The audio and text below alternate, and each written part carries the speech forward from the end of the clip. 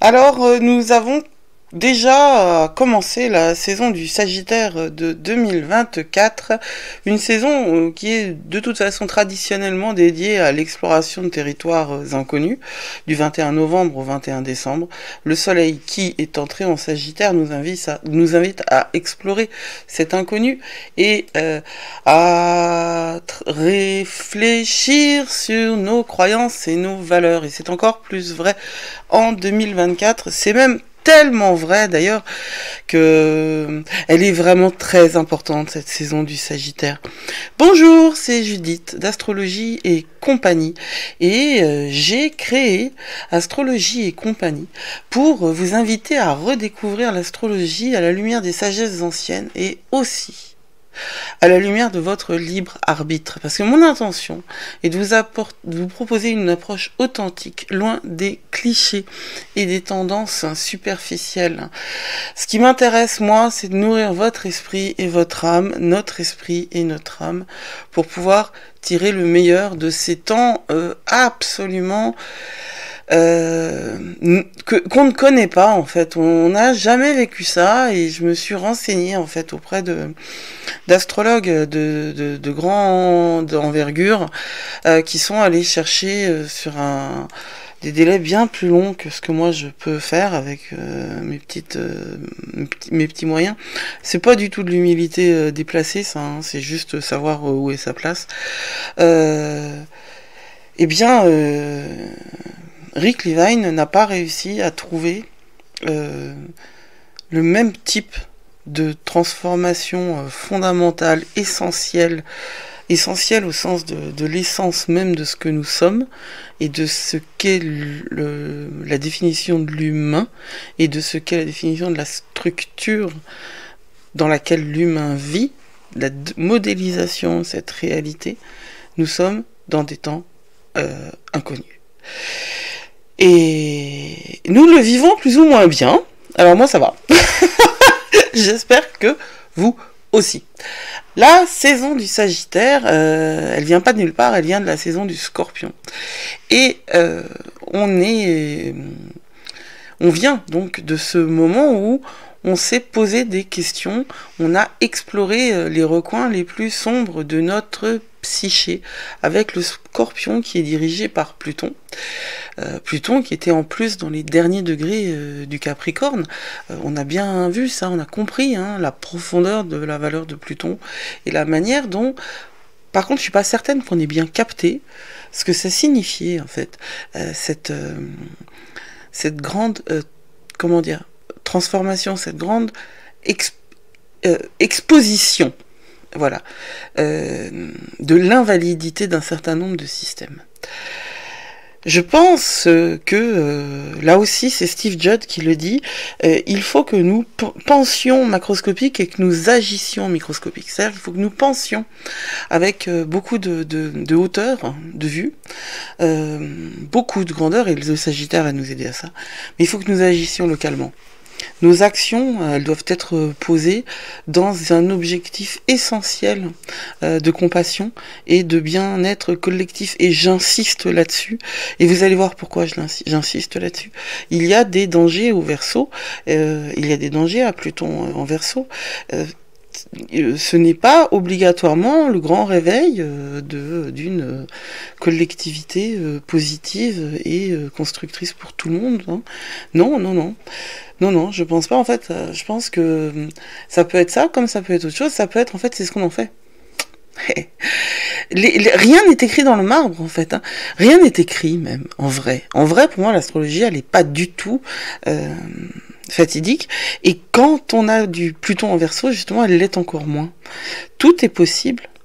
De la collectivité, tout peut naître. De la collectivité peut naître le meilleur comme le pire.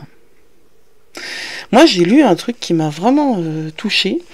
Quelqu'un qui se posait la question de savoir ce qu'on devrait enseigner, c'est pas tant que le régime nazi on doit l'enseigner aussi bien sûr, hein, a tué tant de millions de juifs, entre autres. Hein.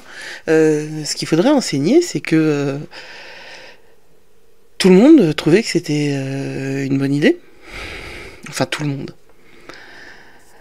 on trouvait que c'était une bonne idée.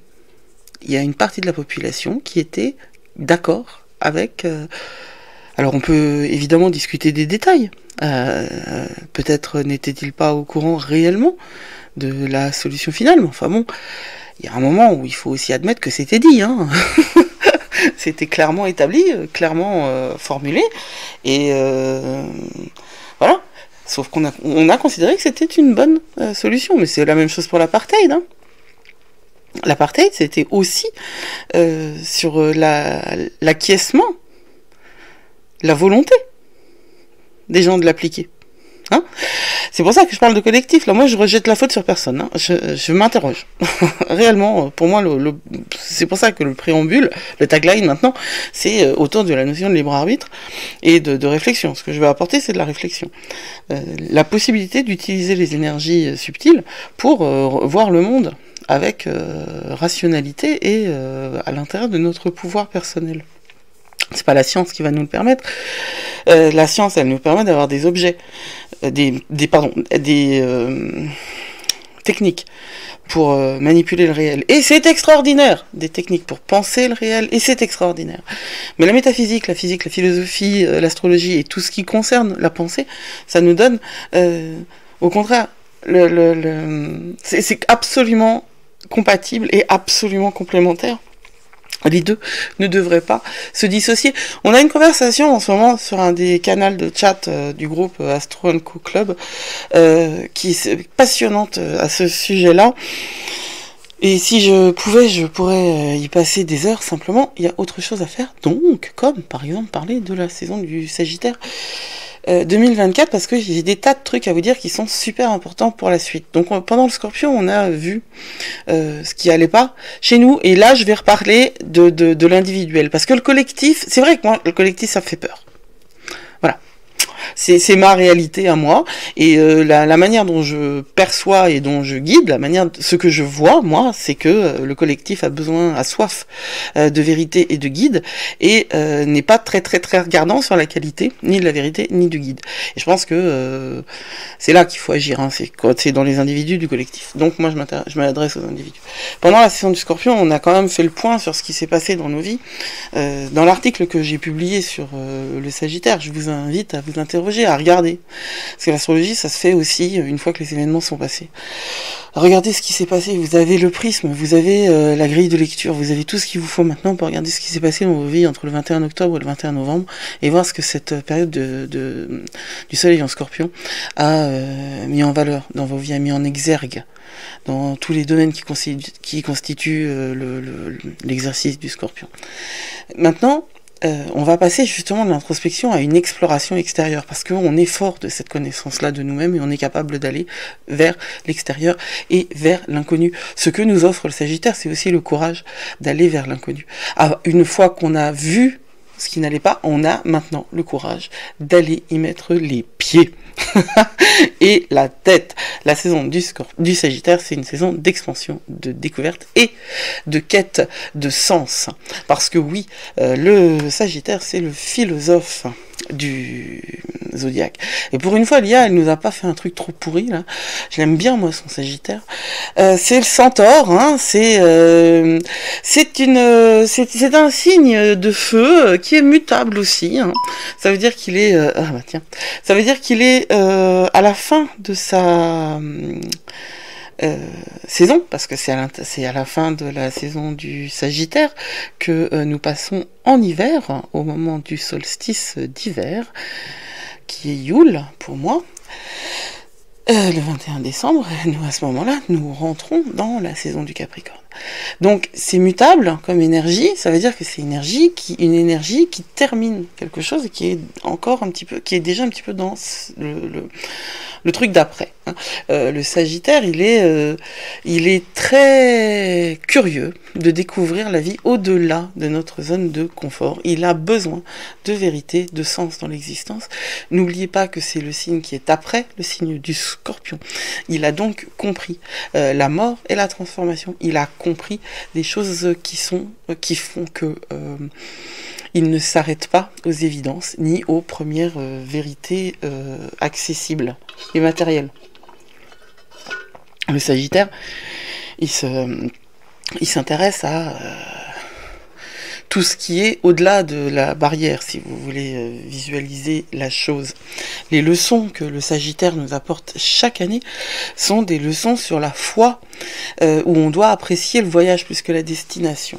Pour moi, les deux sont vraiment en corrélation, c'est-à-dire que on doit avoir tellement confiance dans notre destin qu'on est capable de parcourir ce chemin. Et ça, c'est de la foi. C'est la foi en soi, c'est la foi dans l'univers, c'est la foi dans le fait qu'on n'est pas là pour rien. C'est la foi dans... Bon, moi, j'ai 5 planètes en rétrogradation dans mon thème de naissance.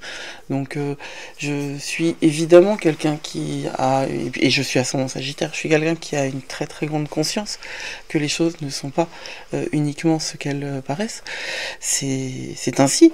Et je comprends tout ça d'une manière très charnelle, on va dire. Et je pense que c'est l'invitation du Sagittaire qui est dirigée par Jupiter, hein, une planète de l'expansion. Le Sagittaire est un signe de feu. L'invitation du Sagittaire est d'aller dans l'octave supérieure du Gémeaux, hein, dans l'octave supérieure de Mercure, et de valoriser l'apprentissage par l'expérience et l'intuition, et pas l'intuition. Qu'est-ce que c'est que l'intuition? L'intuition, c'est quand on lâche quelque part le pouvoir. Quand on voit le Sagittaire, c'est une flèche qui va vers le haut. On n'est pas dans le calcul, on n'est pas dans l'utilisation de la rationalité qui est définie par Mercure.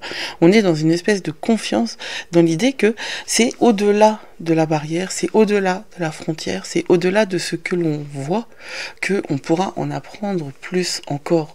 Le voyage du Sagittaire, le voyage du Soleil, quand il traverse le Sagittaire, il nous amène vers la recherche de vérité et la recherche de sens. Et c'est très important, hop là, je suis allée trop vite, c'est très important cette notion de vérité et de sens. C'est d'autant plus important en ce moment, alors que Pluton est entré en Verseau.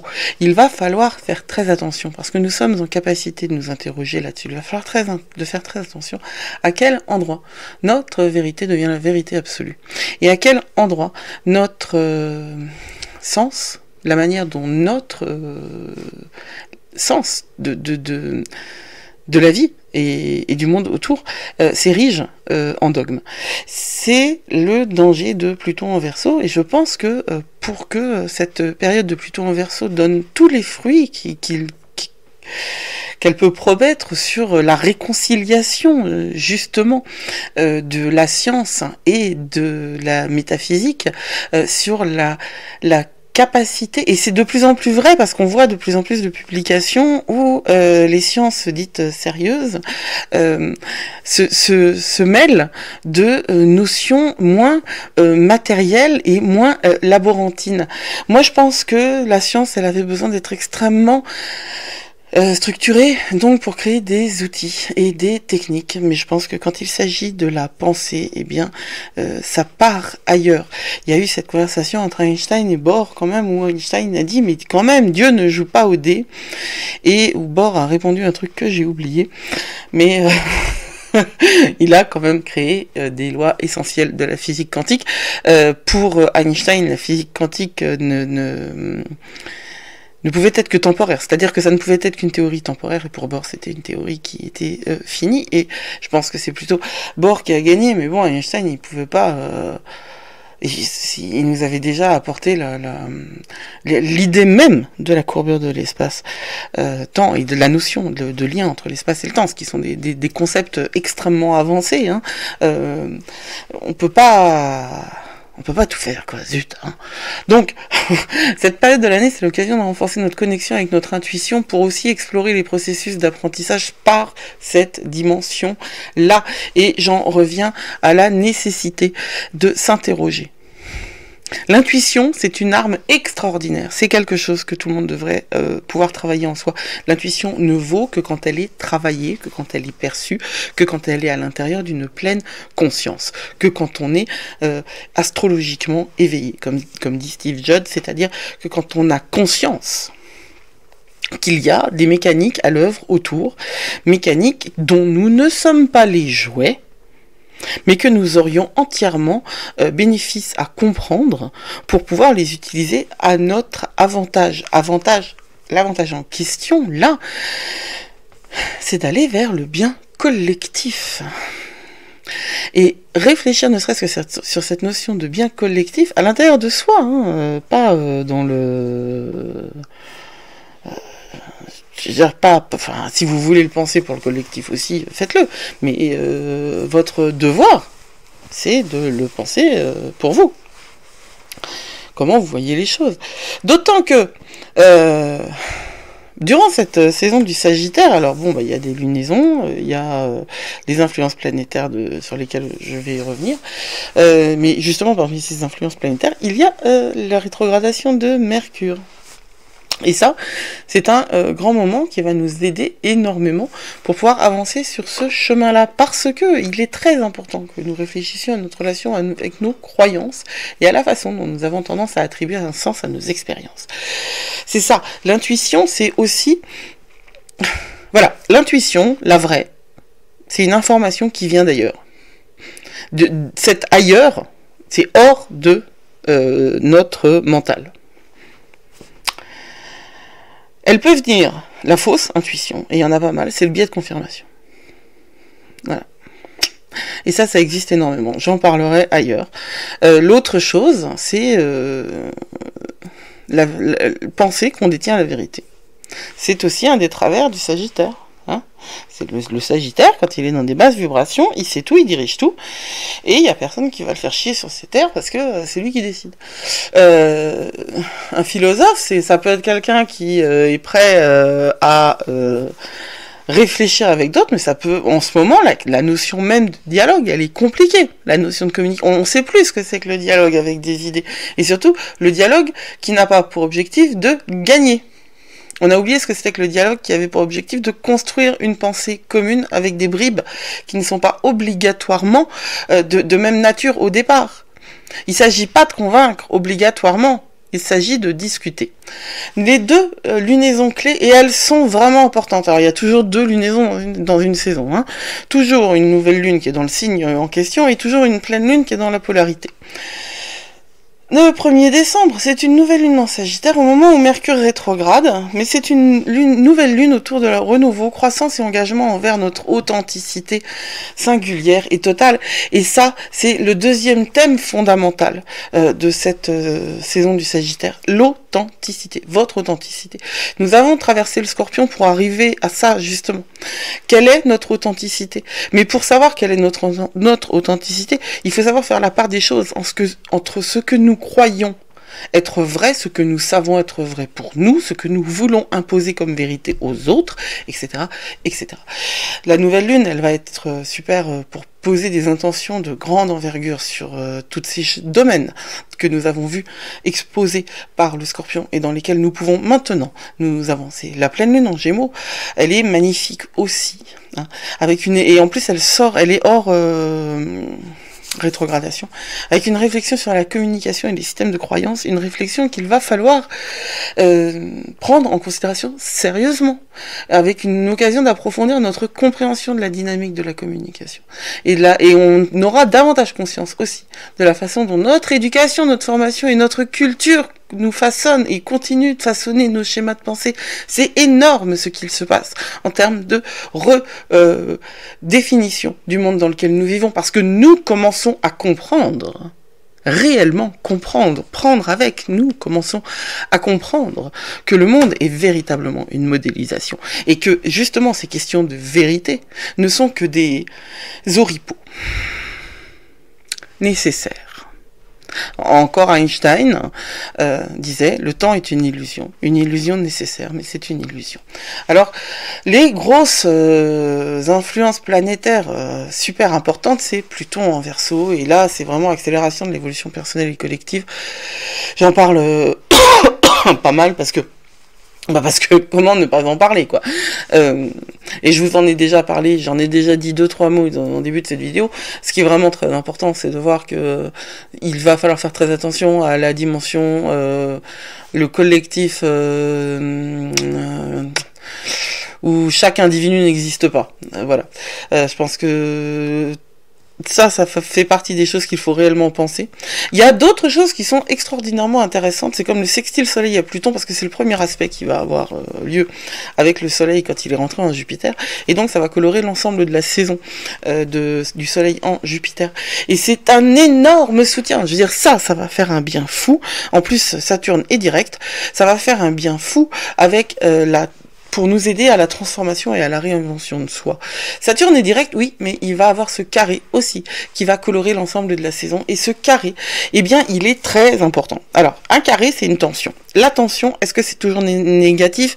Non, ça l'est pas. J'ai publié un article là-dessus dans le groupe Astro & Co Club, et je vais le publier dans le blog aussi incessamment. Un article qui pose justement les aspects sous un regard un petit peu différent de ce qu'on a l'habitude de voir. C'est-à-dire positif, négatif. Moi, j'y crois pas au positif, négatif. Je crois que tout est relatif, donc enfin bon, c'est pas exactement ça, mais les aspects en astrologie, on ne peut pas les voir comme positifs, négatifs, parce qu'on ne peut plus simplifier les choses de cette manière-là, parce que ça ne correspond plus avec ce dont nous avons besoin en termes d'humanité. Le carré avec Saturne nous interroge sur la liberté et les limites, et c'est bien exactement ce dont nous avons besoin, de nous interroger. Il ne faut pas éviter, il ne faut pas faire l'impasse sur ces interrogations-là, parce que ce sont elles qui nous créent, ce sont elles qui nous font avancer, et ce sont elles qui vont nous permettre de faire de 2025 une année dont on sera fier. Et puis, il y a la rétrogradation de Mercure, qui est toujours mal comprise, parce que ça fait toujours peur, parce que c'est trop marrant de faire peur aux gens, avec des flashs sur les réseaux sociaux de gens qui n'ont rien compris à l'astrologie, et qui ont juste envie de faire des jeux... Non, tu peux pas dire ça. Des gens qui n'ont rien compris à l'astrologie, point, ça arrive. Mercure, quand il rétrograde, il nous offre énormément de choses. Alors ouais, c'est pas le moment d'acheter un ordinateur. Carrément pas. Mais c'est le moment de faire tout le reste. Ni une voiture d'ailleurs, parce que maintenant les voitures elles sont pleines d'électronique. D'ailleurs même pas un frigo, hein, parce que même les frigos ils sont pleins d'électronique. Mais bon, c'est le moment de faire énormément d'autres choses. D'ailleurs je vais proposer... Attention, breaking news. Un challenge justement de journaling sur cette période de Mercure rétrograde, pour vous inviter à réfléchir jour après jour avec 3 questions simples sur la manière dont vous pouvez tirer la meilleure partie de Mercure rétrograde. Et en plus, à l'intérieur de ce challenge, vous verrez que dans chaque rétrogradation de Mercure, il y a un quasimi, c'est-à-dire une conjonction. Et cette conjonction, elle nous offre la possibilité de commencer quelque chose de grande manière sur 6 à 8 semaines. Imaginez une nouvelle lune sur stéroïdes. Ça arrive dans un quasimi lors de la rétrogradation de Mercure. Et en l'occurrence, c'est début décembre. Je vous tiens au courant. Sinon, ce qui est fondamental, c'est l'authenticité radicale. Je ne sais pas du tout d'où vient cette image, mais il y a un truc qui m'a plu dedans. Donc je l'ai laissé. L'authenticité radicale que nous demande le Sagittaire, c'est l'encouragement à une transparence totale, d'abord envers soi-même. C'est ce que je dis depuis le début. Qui êtes-vous ? C'est pas aux autres que vous allez devoir le demander, c'est à vous-même. Le devoir que vous avez maintenant, même si tout autour de vous, c'est tout à fait autre chose qui se passe, même si dans la société, personne n'assume, mais on s'en fout. Ce qui compte, c'est vous. Et vous, dans votre relation à vous, est-ce que vous êtes authentique ? Ça, c'est vraiment... La clé, elle est là. Hein. 2025-2026, c'est des années où il va falloir agir. Il va falloir agir de manière à être fier de soi. Et le travail, il commence maintenant. Et je suis rarement quelqu'un qui qui est dans une espèce de kairos comme ça, de timing un petit peu strict. Et pourtant, là, je vous le dis, c'est maintenant. Maintenant qu'il faut faire ce job sur soi-même. Maintenant, pour être dans la reconnaissance de son pouvoir à soi. Et la véritable puissance de ce que c'est que de partager son vrai soi avec les autres, parce que cette authenticité-là, elle est fondamentale, et pour moi, elle se joue justement en 3 étapes, ces 3 étapes qui commencent maintenant. et qui se développe sur les 2 ans, mais on va commencer sur 6 à 8 semaines justement autour du Casimi de Mercure et du Soleil, début décembre.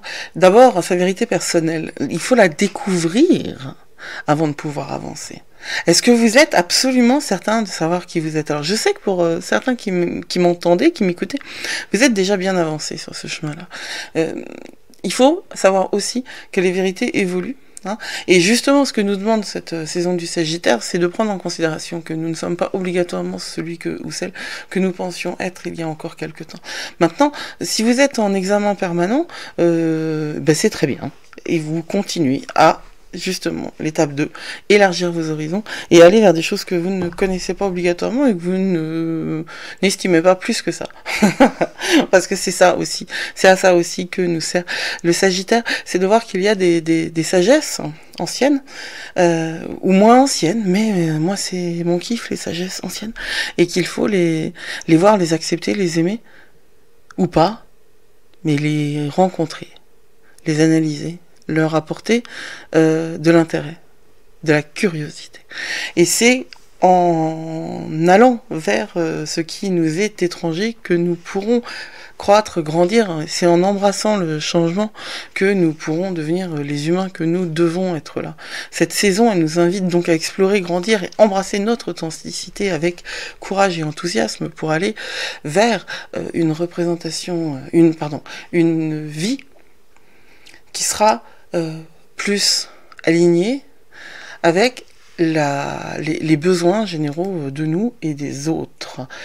Je crois vraiment que c'est ça qui est le plus important pour moi, de faire de chaque vie un élément qui pourra être porteur pour tout le monde. Ouais, c'était cool, hein?